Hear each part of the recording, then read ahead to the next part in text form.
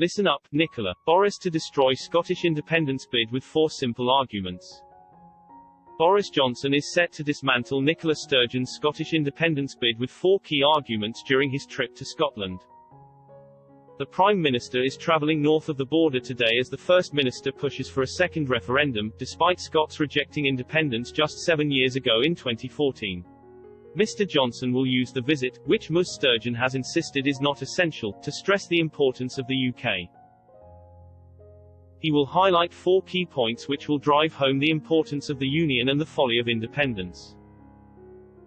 First, the Prime Minister will argue the Union has been integral in administering the coronavirus vaccine.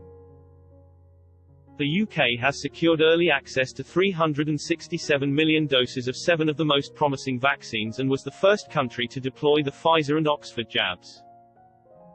So far, more than 7 million people have received their first dose as Britain pushes ahead with its rollout.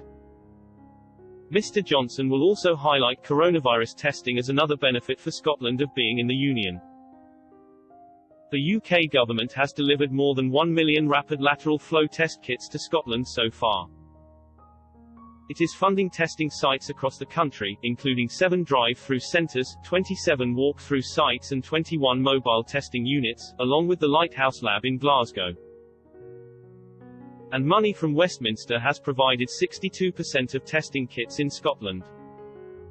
The Prime Minister will also argue economic support given north of the border during the pandemic is another benefit of remaining in the Union.